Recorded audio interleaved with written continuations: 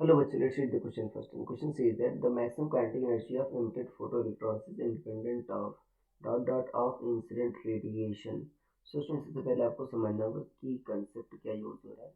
So key concept is photoelectric effect. Key concept is photoelectric effect.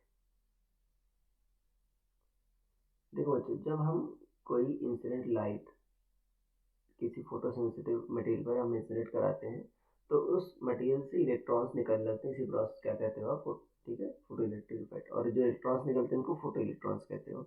अब जो Einstein ने बच्चों रिलेशन दिया था फोटो इलेक्ट्रिक इफेक्ट के लिए, उन्होंने दिया था जो मैक्सिमम काइनेटिक एनर्जी होती है वो क्या होती है. अगर फ्रीक्वेंसी के टर्म्स में लिखना चाहो तो H F minus work function five. ठीक है, ये होता है. तो ये होता है बच्चों काइनेटिक एनर्जी मैक्स. एफ क्या है, फ्रीक्वेंसी ऑफ इंसिडेंट रेडिएशन. और फाइव क्या है आपका मेटल का वर्क फंक्शन है.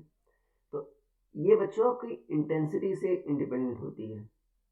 किससे इंडिपेंडेंट होती है, मैक्सिमम काइनेटिक एनर्जी. इसमें इंटेंसिटी का कोई भी फैक्टर नहीं आ रहा है.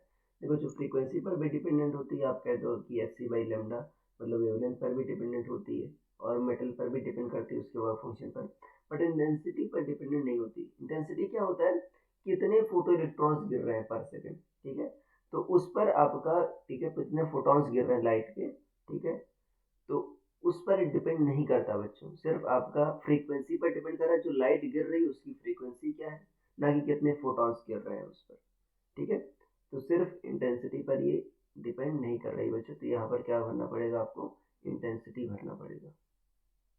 जो मैक्सिमम काइनेटिक एनर्जी होती है वो इंटेंसिटी के इंडिपेंडेंट होती है. So I hope you understood it well. Best of